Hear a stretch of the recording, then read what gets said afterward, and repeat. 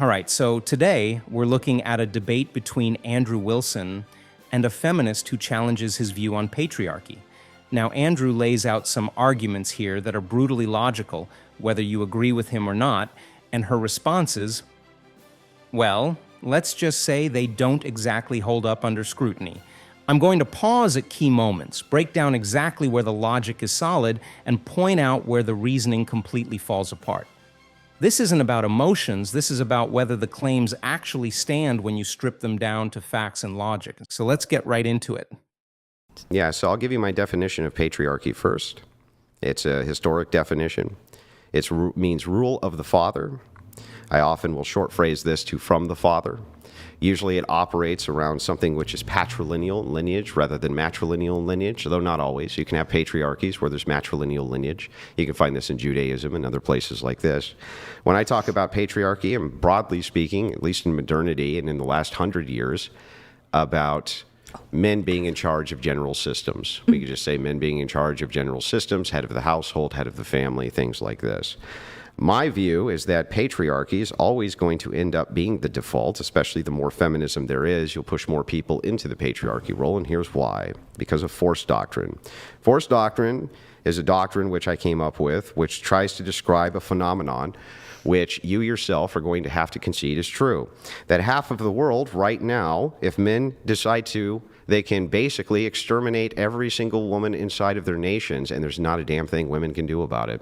We can find this in most of the Middle Eastern nations. We can find this basically anywhere that we look, right? They can't actually do anything about it. Also, when it comes to rights, rights are a social construction, product of the mind. Because of that, they are not inherent. And since this is the case, force is what is the practical applicator. And if men decided to, by force, take away women's rights, women cannot do anything about it. The opposite is not true. If women wanted to take away men's rights and men didn't want to let them, they could not. And because of this force doctrine application, women's rights all come from men, not inherently from themselves. Therefore, feminism is a lie, complete lie. That's force doctrine. I don't know if you have anything to say about it. Let's pause this right here. What Andrew just laid out is an incredibly uncomfortable truth that most people would rather ignore. The idea that rights, especially women's rights, are not inherent in any practical sense. His forced doctrine argument is not moralizing, it's descriptive. He's saying that in the real world, power, not ideals, is what enforces rights. Now, whether that makes you feel uneasy or not doesn't change its accuracy. If one group can unilaterally remove another group's freedoms through force and there's nothing the latter can do about it, then logically those rights only exist conditionally. And this isn't about men being better, it's about the reality of physical dominance and power structures. Well, aside from the fact that that is genuinely a terrifying idea, I think that the idea that men could just take away our rights and wipe us away is why feminism is necessary, is because we are trying to get enough men, I suppose, on our side, if you think about it in terms of like a military occupation, so that that wouldn't happen.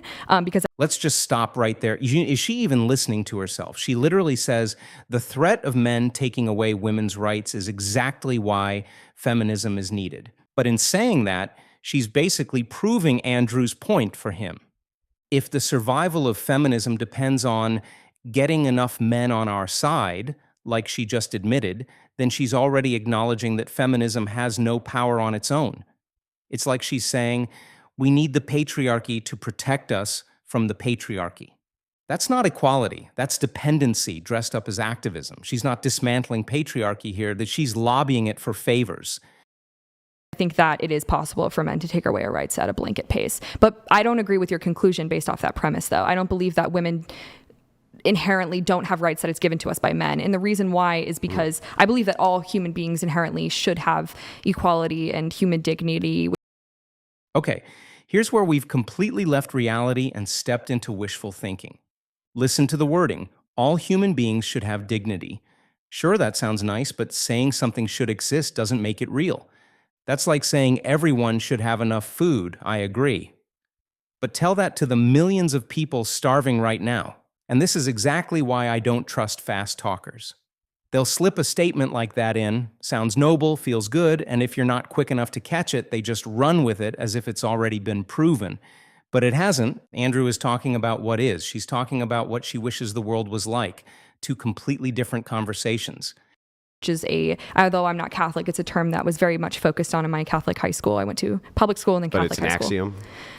About human dignity. It's just axiomatic. Yeah, I mean, it's still like important though to me, because I think that because the societies that we have created have necessitated the need or have created the need for laws and for structure in government. And so there are many philosophers that have talked about how important it is to have government, right? But because of the fact that men can take it away does not mean that men thus give to us, right? Like, men are not gods. It is something that is inherent to each of us, that we should have the ability to live and self-govern, have autonomy. And I think the fact that men could take it away actually goes to my point about how a lot of them do, and a lot of them try to take our autonomy and make us feel unsafe and harm us, which you were previously refuting, but actually seems like you agree with me on that it's a possibility for men to do that. No.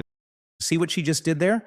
She shifted the conversation from capability to divinity, as if Andrew's argument was men are gods.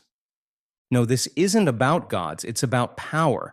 If someone can take something from you and you cannot stop them, then practically speaking, you don't have it. Doesn't matter how inherent you think it is, reality doesn't work that way. It's really annoying to argue with people like this. Well, it's descriptively true. I'm not giving an ought, I'm giving a descriptive reality. But because it's a descriptive reality, the truth is that you appealed to patriarchy. I have no idea what, I have not said appeal to patriarchy. What are you talking about? When you said the whole goal is to get more men on our side, you're appealing to a patriarchy. Well, it's not the whole goal, but is a goal. Yes, I should correct myself. And so what you're trying to do is you're trying to appeal to the very demographic which can take away your rights at any time, conceding that if you do not have them on your side, you cannot maintain your rights. That is not ever true of men, which is why you'll always end up with a default patriarchy, especially the more feminists push. And he's right. The harder feminism pushes for power, the more it exposes the fact that it needs men to cooperate in order to function. That's dependency, and dependency doesn't overthrow a power structure. It just works within it.